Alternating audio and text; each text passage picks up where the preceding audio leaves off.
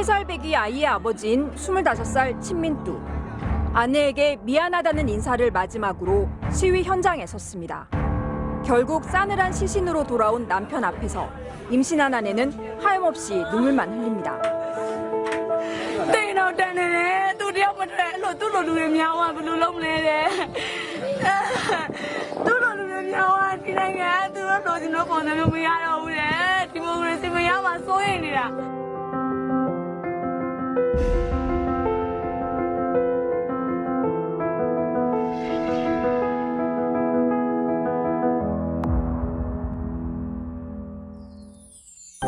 안녕하십니까. 다문화 활력 프로젝트 다정다감 창사 특집 진행을 맡은 아나운서 정진형입니다. 아나운서 모지안입니다. 네.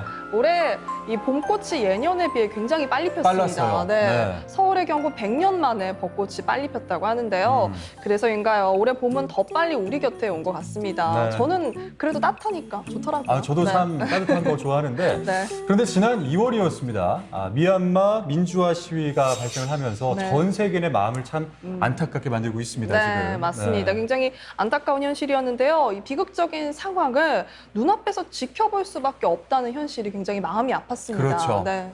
아마 많은 뉴스 보도 그리고 프로그램을 통해서 이 미얀마 사태를 접하시는 많은 시청자 여러분들도 저희와 마음이 다르지 않을 것 같다는 생각이 네. 활력 자, 그래서 오늘 저희 다문화 활력 프로젝트 다정다감에서는요, 이번 미얀마 민주화 시위에 대해서 한번 알아보고 또 우리가 할 수 있는 것들은 무엇인지 함께 고민해보는 시간 가져봤습니다. 네, 오늘 함께 이야기 나눠주실 분들 자기소개 먼저 들어봐야 되겠죠. 네, 먼저 정범래 미얀마 민주주의 네트워크 공동대표 나오셨습니다. 안녕하세요. 안녕하세요, 대표님. 안녕하세요. 네. 미얀마 민주주의 네트워크 공동대표 정범래입니다. 반갑습니다. 네, 이어서 네. 은성관 미얀마 사랑 전북연대 사무총장님 나오셨습니다. 안녕하세요. 예, 안녕하세요. 미얀마에서 선교 사역하고 있는 미얀마 사랑 전북 연대 은성관 선교사입니다. 반갑습니다. 반갑습니다. 수염이 굉장히 멋지시네요. 그러니까요. 네. 자, 계속해서 김성희 전북 결의 하나 사무총장이 나오셨네요. 안녕하세요. 네, 안녕하세요. 안녕하세요. 네, 전북 결의 하나 사무총장 김성희입니다. 반갑습니다. 네. 자, 그리고 간간히 이렇게 반가운 얼굴이에요. 간간히 이제 전대미시 통해서 얼굴을 보여주고 계시는데 우리 박지원 변호사님 나오셨어요? 네, 반갑습니다. 박지원 변호사입니다. 좀 더 자주 불러주세요, MBC에서. 아이고, 알겠습니다. 네. 자, 일단 저희 오늘 준비된 영상 하나 있거든요. 영상부터 보고 오셔서 계속해서 이야기 나눠가 보시죠. 폭격을 맞은 가옥들이 불타고 사람들이 황급히 도망칩니다. 인근 숲속에는 부상을 입은 사람들이 여기저기 쓰러져 있습니다. 의식을 잃은 어린이들의 모습도 보입니다. 지난 27일 미얀마군이 소수민족인 카렌족 마을을 전투기를 동원해 공습했고 군경의 무차별 사격에 어린이들까지 잇따라 목숨을 잃고 있습니다. 7살 소녀 킹묘칫은 군경이 집안에 들이닥치자 겁에 질려 아버지 품에 안겨 있다가 이들이 아버지에게 쏜 총을 대신 맞아 숨졌습니다. 14살 소년 툰툰 아웅도 자신의 집 문 앞에서 가슴에 총을 맞아 희생됐습니다.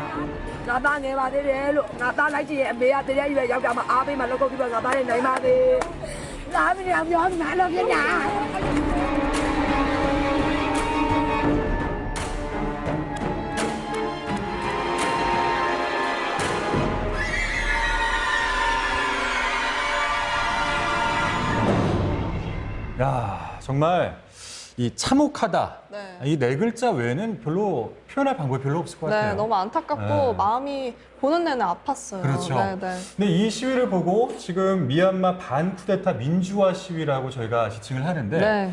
대표님, 네. 혹시 이 시위가 왜 촉발이 됐는지 그 배경에 대해서 잠시 설명을 해주실 수 있을까요? 예, 예.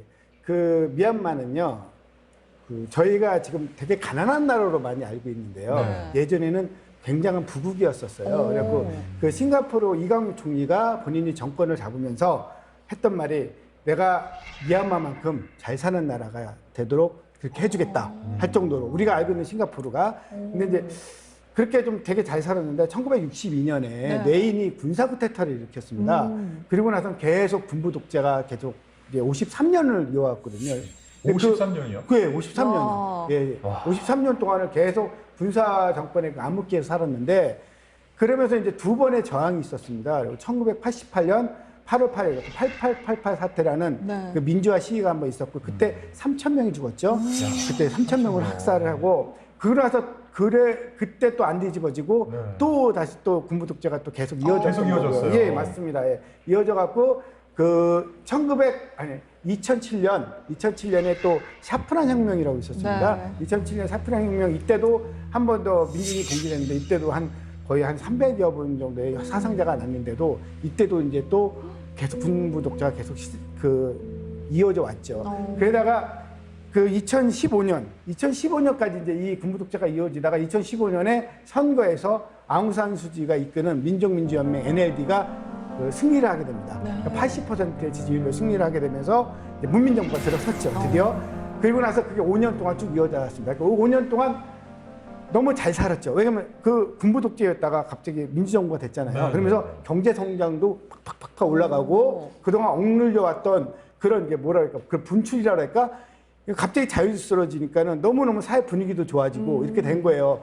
그렇게다가 그 작년에 11월에 또 최근이었죠. 예, 최근이었죠. 네. 작년 11월에 또 이제 선거가 있었는데 여기에는 83% 예전보다 3%가 더 올라가는 게 압승을 하게 됩니다. 그럴 수밖에 없을 것 같아요. 예, 그럼요. 예, 국민들이 이제 워낙 그 민주정부의 맛을 봤잖아요. 그러니까요. 예, 그러니까 당연히 압도적으로 밀어줬는데 군부에서는 이게 그냥 어느 정도 권력을 다 준 게 아니었거든요. 어느 정도 이제 그 권력을 갖고 있었는데 이 권력 완전히 뺏기게 된다는 위기감을 느낀 거예요. 그러면서 이 선거가 부정선거였다고, 부정선거에서 자기들은 인정을 못하겠다. 그래서 2월 1일 날 쿠데타를 일으키게 됐죠. 군부에서 주장을 한 거죠, 그럼? 네네, 그렇습니다. 부정선거라고. 예. 그러면서 이제 쿠데타를 일으키게 되니까 거기에 저항하는 시민들이 이제 지금까지 저항을 하고 있습니다. 우리 은성관 사무총장님이 보시기에 혹시 조금 더 근본적인 문제가 있다라면 뭐가 있을까요? 네. 군부와 NLD, 문민정권 간의 불편함 본 거죠, 사실은.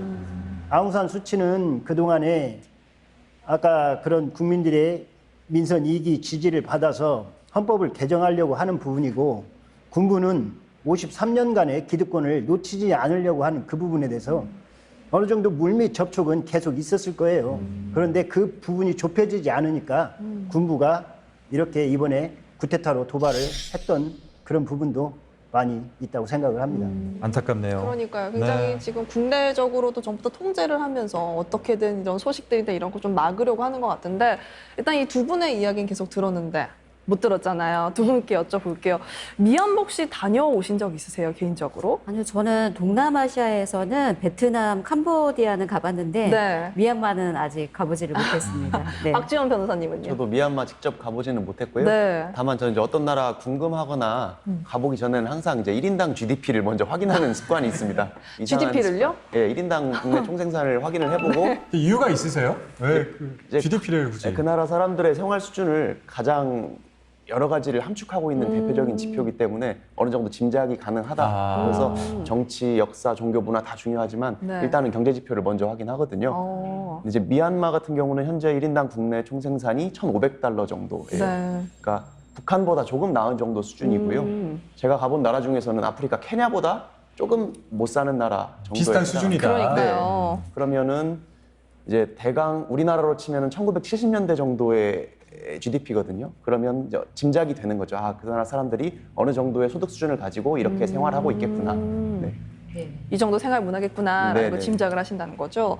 이번에 민주화 시위를 보면서 어떤 생각이 드셨어요? 네, 사실 그 아시아 국가들은 좀 비슷한 역사적 경험을 가지고 있어요. 네네네. 2차 대전 전후로 해서 식민지를 겪게 되고 식민 지배를 받게 되고 해방 후에는 내전을 많이 겪게 되죠. 우리도 뭐 예외는 아니거든요. 그래서 뭐랄까 동병상련 이런 느낌이 있거든요. 그런데 이번에 정말 우리나라에서 2시간 반 정도 거리밖에 되지 않은 네. 미얀마인데 거기에서 그런 일이 벌어지는 걸 보고 한편으로는 분노, 또 다른 한편으로는 경외감 이런 걸 느꼈는데요. 이제 분노는 당연히 그 군부가 자신이 보호해야 될 국민을 상대로 해서 무자비한 학살을 저지르고 있는 것을 보고 너무 분노스럽고, 경외감은 그럼에도 불구하고 나가면 당연히 생명이 위협받을 것을 뻔히 알면서도 거리로 나가서 자유를 외치고 민주주의를 외치는 그런 시민들과 젊은이들의 모습을 봤을 때 경외감을 느껴요. 특히 최근에 CNN에서 네. 뭐 아주 유일하게 들어갔더라고요. 군부에서 받아줬나 봐요. CNN에서 촬영한 걸 보니까 CNN 기자들이 이렇게 시장으로 가요. 그런데 시장 상인들이 저 멀찌감치서 군부가 보고 있다는 것을 알면서도 그릇을 두들겨서 항의의 어떤 표현을 하고 세 손가락 경례를 하고 이런 모습을 보면서 아 정말 자유에 대한 인간의 신념은 막을 수가 없구나라고 하는 그럼요. 것을 느꼈습니다. 네. 박지원 변호사님은요? 나 앞서 그 1인당 GDP를 언급했던 이유가 네. 이제 뭐 공식은 아니지만 1인당 1,000달러에서 3,000달러 정도 사이 구간에 들어섰을 때 네. 생활 수준이 나아지면서 국민들의 민주화에 대한 요구가 굉장히 고조되는 시기가 되거든요. 그러니까 미얀마가 지금 딱 그 단계에 와 있는 거라고 저는 생각했고, 그래서 몇 년 전에 이제 군부 독재 정권에서 문민 정부로 어느 정도 권한이 이양이 되면서 아 역사의 수레바퀴가 정상적으로 굴러가는구나라고 느꼈는데 갑자기 이번 쿠데타 때문에 뭔가 후진 기여를 받은 듯한 그런 안타까운 마음이 들고, 그 북한이 사실은 그 단계에 굉장히 문턱에 와 있어요. 그래서 앞으로 조금 머지않아서 북한도 이런 일이 일어날 수 있다는 점을 생각을 하면 더 관심을 갖게 되는 것 같습니다. 네. 이렇게 뭐 본격적으로 이제 미얀마 민주화 시위에 대한 이야기를 좀 나눠볼까 하는데요. 이렇게 알기 위해서는 우리가 역사를 먼저 알아보는 게 굉장히 중요하잖아요. 그럼요. 그래서 저희가 키워드로 알아보는 미얀마 역사를 준비를 해봤습니다. 일단 4개를 준비했어요. 그 중에서 첫 번째는 소수민족입니다. 소수민족. 네, 소수민족인데 은성관 사무총장님, 저희 그 소수민족이라는 키워드로 조금 설명을 해주세요. 미얀마는 여러분 잘 알다시피 과거 고대 문명을 이루었던 인도하고 중국의 많은 국경지대를 같이 면하고 있습니다. 그래서 이런 고대 문명, 고대 강국들이 전란이나 아니면 재난이 일어났을 때 많은 소수민족들은 그것을 피해서 이동해야만 했습니다. 그래서 미얀마에 145개 소수민족이 분포하게 된 이유이고요. 그리고 이미 1880년대 후반에 영국이 미얀마를 지배하면서 이 인도에 있는 소수민족을 미얀마 국민들을 지배하기 위해서 우리가 잘 아는 로힝야족을 이주를 시킵니다. 그것 때문에도 지금 이번 쿠데타 민주주의 시위에 로힝야족의 이런 문제가 들어가게 돼 있는 거고요. 영국에서 독립을 해가지고 아웅산 장군이 독립하는 이 과정 가운데서도 판홍협약이라고 소수민족들을 충분히 독립을 보장하고 같이 참전하면서 군을 만듭니다. 그런데 이 미얀마 국민들 분포를 보자면 버마족이 70%, 이 나머지 소수민족이 30%인데 이 버마족들이 그리고 1962년 군부 쿠데타를 정권으로 군부가 들어서면서부터 이 소수민족들을 탄압을 하기 시작합니다.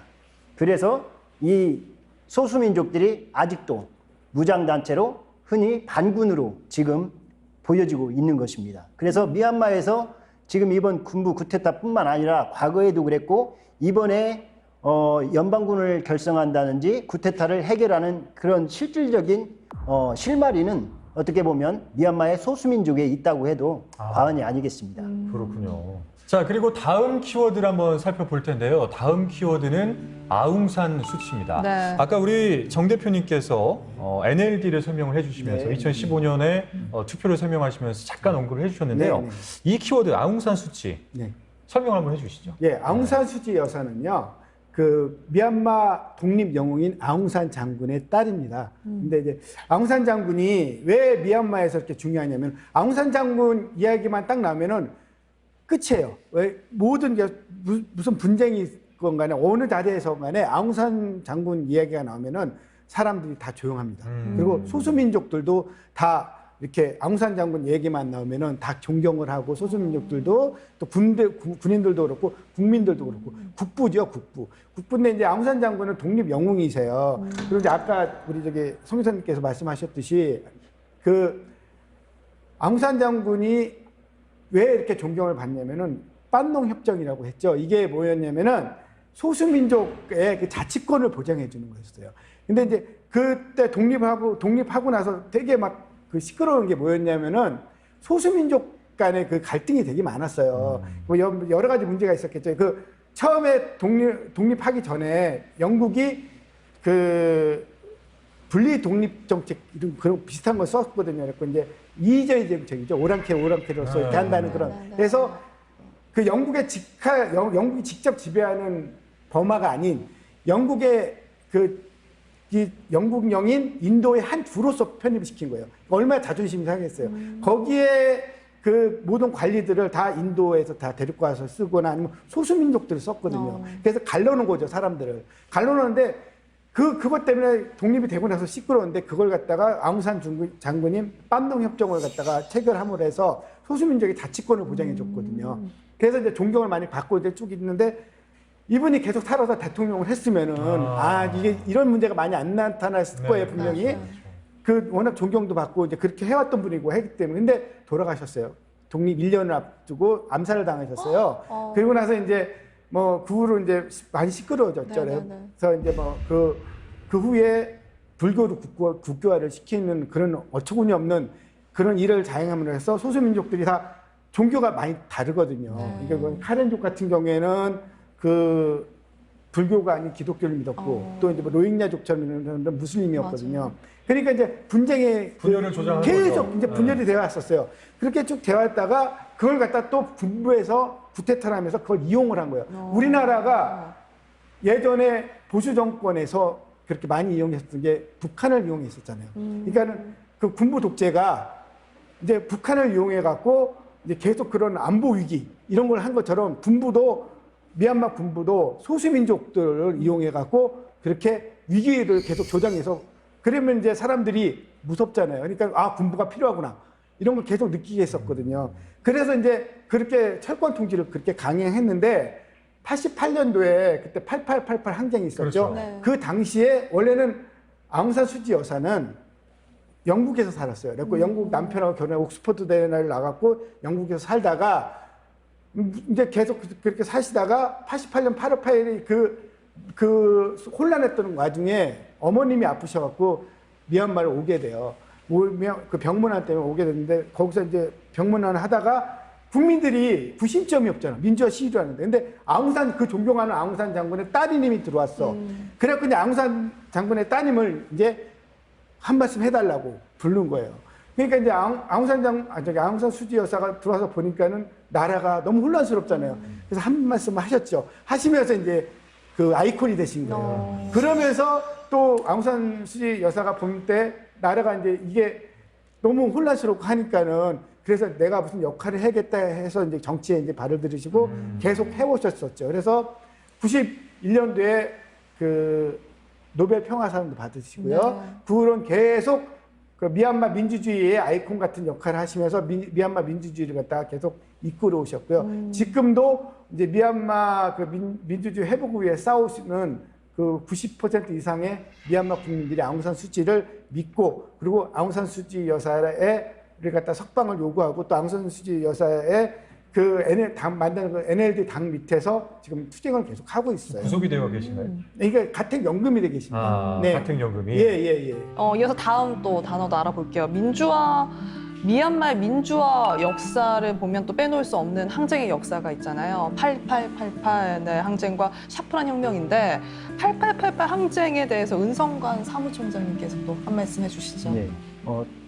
8888 항쟁은 1988년 8월 8일에 일어났다고 해서 8888 항쟁이 이름이 붙었습니다.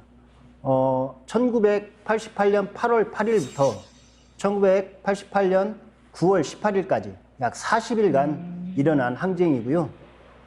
이때는 1962년에 내유인이 군부 쿠데타로 인해서 정권을 잡고 25년째 이어가던 한 사람이 25년째 독재를 이어가던 때고요. 이 내유인은 62년도에 군부 쿠데타를 일으켜서 소위 버마식 사회주의라는 이런 사회주의를 도입합니다. 그래서 이 사회주의 체제하에 비현실적이고 억압받던 이 버마식 사회주의의 학생이 중심이 돼서 그리고 우리나라의 1980년 8월 민주화 항쟁에 직접적인 영향을 받아서 일어난 항쟁이라고 보시면 되겠고요. 이 8888 항쟁으로 인해서 3천여 명이 목숨을 잃었습니다. 그리고 수만 명이 실종 처리가 됐고요. 실종된 사람이 가히 수를 헤아릴 수 없을 정도로 많이 있습니다. 그리고 이 계기를 통해서 버마식 사회주의가 이제 막을 내리게 됩니다. 그리고 민주주의로의 모색을 꾀하지만 이 틈을 타서 소마웅이라는 제2의 군부 실세가 또 나타나서 제2의 쿠데타가 88년에 또 일어나게 된 배경이 됩니다. 제가 미얀마 시민이라면은 참 힘 빠질 것 같아요. 네, 한번 찾으면 다시 돌아가고, 찾으면 다시 돌아가고. 참, 네. 더군다나 지금 이번에 세 번째 쿠데타가 일어났으니 지금 미얀마 국민들은 그리고 88항쟁과 샤프란 혁명을 겪은 부모 세대들은 더 이상 이 독재를 자녀들한테 물려주지 않겠다 하는 의지로 도시락을 싸서 시위대에 보내는 겁니다. 예. 아까 이제 이 미얀마 사태를 두고 김성희 사무총장님 같은 경우에는 어떤 이제 분노 이런 단어들을 쓰셨단 말이죠. 혹시 학번이 어떻게 되시죠? 여기서 이제 나이 가나요? 네네. 제가 1986년도에 대학을 입학을 했어요. 그러니까 그때 이제 선배들이 광주의 실상을 보여준 그 동영상을 상영을 했어요. 5월에. 근데 제가 그 영상을 보고 너무 충격을 받은 거죠. 왜 그러냐면 그 TV에서 봤던 거와는 전혀 다른 모습이었거든요. TV에서는 그냥 일부 시민들이 폭도가 되어서 난리를 일으켰다. 이렇게만 이제 보도가 나왔기 때문에 그 광주의 실상을 알고 난 다음부터 제가 좀 학생운동을 시작하게 됐고, 그때는 많은 분들이 저와 같은 경로를 따라서 이 민주화 운동에 참여를 했었습니다. 그러다 보니까 제가 미얀마 그 사진과 광주의 사진을 이렇게 딱 두 장을 놓고 보면 어느 쪽이 광주이고 어느 쪽이 미얀마인지 구별이 안 갈 정도로 너무나 비슷해요. 그래서 첫 번째로는 뭐 다 아시겠지만은 군부가 그렇게 민간인들을 학살하고 있다는 것, 그것 자체가 너무 비슷하고, 아까도 이야기가 나왔지만 언론을 통제하고 있거든요. 그래서 TV를 틀어보면은 일부 폭도가 북한군의 선동에 넘어가서 지금 폭력적인 행위를 저지르고 있다고 하면서 이 다치거나 죽은 시민들의 모습은 전혀 나오지 않고 그 시위 진압하다가 부상을 당한 군인들의 모습만 보여주잖아요. 그러면 시위에 참여한 사람들이 당연히 폭도로 인식될 수밖에 없는 거죠. 그런 이제 언론 통제를 이루고 있다는 점도 똑같고요. 그다음에 또 한 가지는 시민들의 모습도 비슷한 것 같아요. 그때 광주 시민들 같은 경우에도 처음에는 그 정도는 아니었겠죠. 하지만 나의 이웃이 군부의 총탄에 의해서 쓰러져서 그런 것을 보고는 붕괴해서 더 많은 사람들이 이제 시위에 동참하게 되고 결국은 자발적으로 무장까지 하게 되는 거잖아요. 지금 미얀마 같은 경우에도 군부가 중화기까지 동원해가지고 학살을 하니까 사람들이 이제 슬슬 무장을 하기 시작하고 있거든요. 그런 모습들이 광주하고 너무 비슷하다. 다만 한 가지 뭐랄까요, 불행 중 다행인 점은 그래도 지금은 SNS라고 하는 게 있어가지고 아무리 군부가 통제를 해도 그 소식이 바깥으로까지 퍼져나갈 수밖에 없는 조건이어서 미얀마 시민들이 어떤 국제사회의 연대 이런 것들을 좀 간절히 바라고 있을 것이다, 이런 생각이 들고 그 부분에서 이제 우리 책임이 좀 느껴지는 것 같아요. 네. 광주 민주화 운동 당시에는 정말 어떤 외부와의 소통이 그렇죠. 완전하게 단절이 됐었죠. 네, 완전히 철저한 고립이었고 군인들이 광주를 에워싸고 광주 시민들이 밖으로 나가지도 못하게 했고 또 광주 바깥에 사는 사람들이 광주 안으로 들어가지도 못했고 뭐 언론 취재는 말할 것도 없고, 그래서 이 광주 시민들이 그 당시에 그 외국에서 온 사람들이 촬영을 하면은 그분들을 보고 그렇게 좋아했다고 합니다. 그러셨을 것 같아요. 그러니까요. 네. 아니 변호사님, 저 그거 한번 여쭤볼게요. 이 헌법이라는 게 있지 않습니까? 네. 미얀마에도 헌법이 분명히 만들어졌지만 네. 아까 이제 우리 정 대표님께서 잘 설명을 해주셨어요. 네. 만들어지게 된 배경과 이런 것들. 근데 지금 와서 미얀마 국민들이 헌법을 막 불태운단 말이죠. 네. 근데 이 헌법이 과연 정당할 수 있는 헌법이냐? 법으로서 인정받을 수 있는 것이냐? 어떻게 생각하세요? 일단은 헌법이 잘못됐다는 점을 말씀드리기 전에 그래도 법인가요? 잘못 만들어졌어도 법인가요? 그래도 이제 헌법은 헌법이고요. 제정된 헌법이고. 근데 현재 미얀마의 상황은 그 헌법에조차 사실 위반되고 있습니다. 그러니까 뭐냐면 미얀마 헌법을 보면 비상사태는 대통령이 선포하도록 돼 있죠. 근데 지금 대통령, 그러니까 수치 쪽 사람은 가만히 있다가 가택연금이 됐고 군부 출신인 부통령이 나서서 정권을 찬탈을 하고 권한을 이양받아서 비상사태를 선포했기 때문에 현재 미얀마의 국내 상황은 미얀마 헌법도 전혀 예정하지 않은 초헌법적인 상황이다, 헌정질서 유린 행위다라고 일단은 전제하고 그걸 짚고 넘어간 다음에 그 미얀마 헌법의 문제점은 아까 정범래 대표님이 말씀 잘 해주셨습니다. 그러니까 쉽게 말하면 이제 군발이 물이 덜 빠진 헌법인 거죠. 그러니까 군부의 입김이 강하게 서려 있고 제가 헌법을 보니까 정말 특이한 게 군부라는 그 권력 기관에 대해서 별도의 챕터, 별도의 장을 두어서 규정하고 있어요. 그러니까 미얀마 헌법 4장은 입법부, 5장은 행정부, 6장은 사법부인데 7장이 군부예요.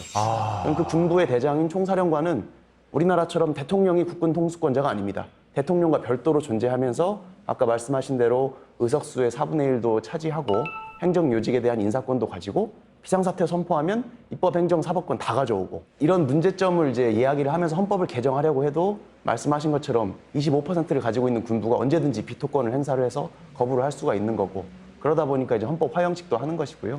법 얘기가 나와서 좀 더 궁금한 사항이 있는데 일단 지금 이 헌법 본인 나라의 헌법에 위배된 이런 쿠데타이기도 하고 그리고 굉장히 많은 시민들의 목숨을 이제 앗아가고 있는 그런 시위잖아요. 이걸 뭔가 국제법상에서 조금 도와줄 수 있는 그런 규정들은 없는지도 궁금해요. 이제 일단 현재 상황을 쿠데타라고 인정하는 데는 국제사회 대부분에서 큰 이견은 없는 것 같고요.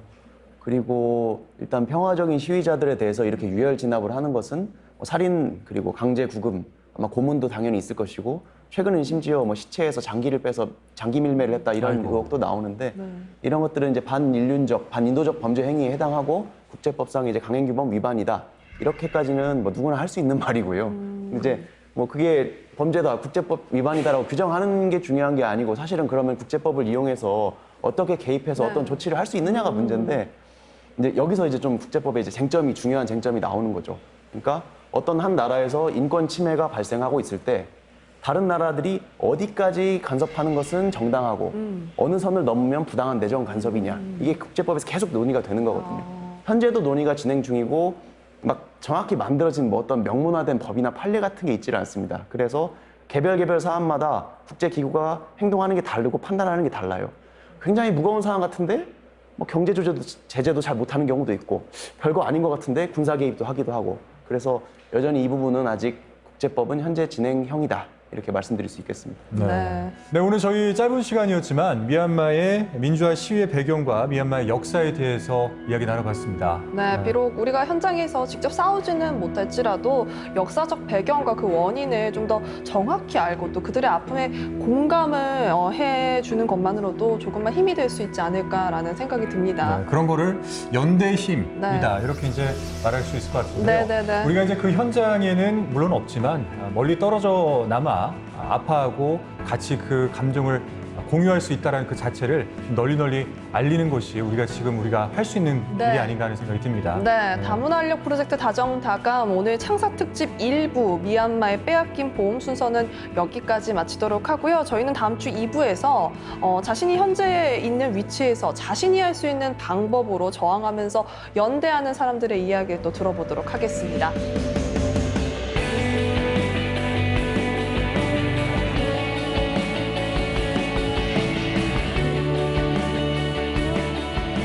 다른 나라인데 우리나라랑 똑같은 사건이 일어나니까 다른 나라인데 같은 사람 같이 느껴졌어요. 아무튼 그러니까 공감이 된달까.